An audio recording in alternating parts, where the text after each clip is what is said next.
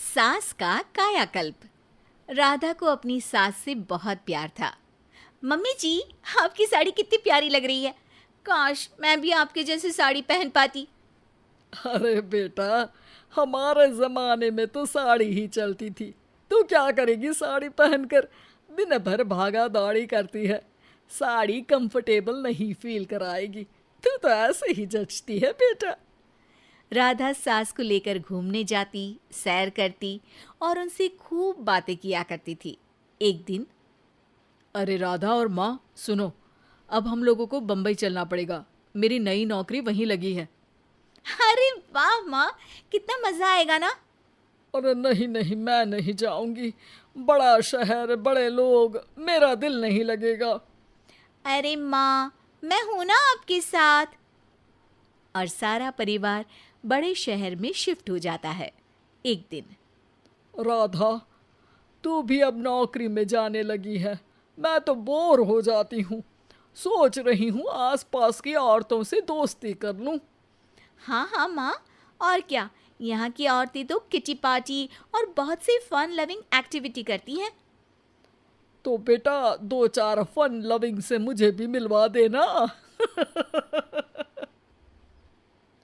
बहू सास के साथ बाहर निकलती है तो देखती है कि सास की उम्र की जो औरतें टहल रही हैं, उनका पहनावा ओढ़ावा सास से बिल्कुल अलग है। लेकिन फिर भी राधा एक औरत को रोकती है। Hello aunty, how are you? Oh great darling. Aunty, हम लोग यहाँ नए शिफ्ट हुए हैं। ये मेरी मम्मी है। क्या ये कल से आप लोगों को ज्वाइन कर सकती हैं? वो औरत सास की तरफ बड़ी ही अजीब नज़रों से देखती है, फिर कहती है, अब ठीक है, कल से भेज देना। सास समझ जाती है कि उस औरत को वो ठीक नहीं लगी, लेकिन फिर भी वो कुछ नहीं बोलती। अगले दिन, अरे माँ, अच्छी सी साड़ी पहनकर तैयार होकर जाइए। आपको आपकी दोस्तों के पास जाना है ना। और नहीं नहीं, मैं सोच रही हूँ घर पर बैठकर टीवी देखूं। वैसे भी रामायण का नया एपिसोड आएगा। नहीं माँ, आप जाओ ना, लोगों से मिलो, बात करो, अच्छा लगेगा। ना चाहते हुए भी सास उन लोगों के पास जाती है, लेकिन सभी सास से बुरा व्यवहार करते हैं। सास मुंह लटकाकर घर आ जाती है। बहू समझ जाती है कि सास को कुछ हुआ है। वो रोज सास को पार्क में भेजती, लेकिन सास रोज मुंह लटकाकर वापस आ जाती। क्या हुआ माँ, आप बाहर जाकर खुश नहीं होती हैं? अरे बेटा, खुश तो हूँ लेकिन लेकिन क्या माँ, आपको तो लोगों से मिलना, बातें करना अच्छा लगता था।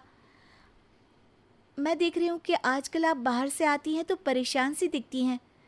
सास कुछ नहीं कहती, अपने कमरे में चली जाती है। अगले दिन राधा चुपके से सास के पीछे पार्क में जाती है। हेलो, कैसे हैं आप लोग? एक औरत मुंह बनाकर साइड हो जाती है। सभी एक दूसरे से बात करती हैं, लेकिन राधा की सास साइड में चुपचाप अकेली बैठी रहती हैं। राधा घर आती है और सास के वापस आने का इंतजार करती है। सास मुंह लटकाकर घर आती है। अरे मम्मी जी, तब से इंतजार कर रही हूँ, जल्दी तैयार हो जाइए, मार्केट जाना है। राधा सास को लेकर बाजार जाती है और उन्हें कुछ मॉडर्न कपड़े दिलाती है। अगले दिन सास उन कपड़ों को पहनकर पार्क में जाती है। Oh my god, you are looking gorgeous. Beautiful top, कहाँ से लिया? हे, मेरे घर में कल किटी है, तुम जरूर आना। अजीब औरतें हो तुम लोग। मैं रोज आती थी तब तो तुम लोग सीधे मुंह बात भी नहीं करती थी। आज इन कपड़ों को देखकर तुम मुझे घर बुला रही हो। लेकिन सुनो, अब मुझे तुम लोगों से कोई बात नहीं करनी और ना ही दोस्ती करनी है। अरे तुम तो बुरा मान गई। वैसे दोस्ती नहीं करनी थी तो ये कायाकल्प क्यों किया? ये मेरी बहू ने किया है।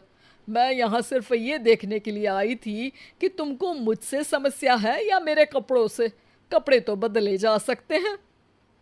अच्छा चलो, जो भी हो, अब हम लोग तुम्हें अपने साथ रखने को तैयार हैं। लेकिन अब मुझे तुम लोग नहीं पसंद। ये बोलकर राधा की सास वहां से चली जाती है। वाह माँ जी, आज तो आपका चेहरा खिला खिला सा लग रहा है। लगता है आपकी सहेलियों ने आपको अपना लिया। हाँ, वो तो अपनाना ही था। दिखावे वाली जो है वो, मेरे कपड़े बदलते ही उनका दिल बदल गया। लेकिन आज मैं उन्हें मना कर आई, अरे क्यों माँ जी? क्योंकि उन लोगों को मुझसे नहीं मेरे कपड़ों से दोस्ती करनी थी। वैसे मेरे पास तो तू है ना, मेरी प्यारी बहू, मुझे किसी की जरूरत नहीं है। अरे नहीं नहीं माँ जी, आप ऐसा क्यों सोच रही हैं? बेटा ये गलत भी तो नहीं है, जैसा देश वैसा भेष, क्यों? ठीक है ना माँ, अब जब ये हम लोगों का देश है तो क्यों ना हम यहाँ का भेष अपना ले। हाँ हाँ जरूर, मैं तो तैयार हूँ। समय के साथ खुद को बदलने में कोई बुराई नहीं है, लेकिन कहीं नकल के चक्कर में बंदर ना दिखने लगूं। खैर, बहू लग जाती है सास की कायाकल्प।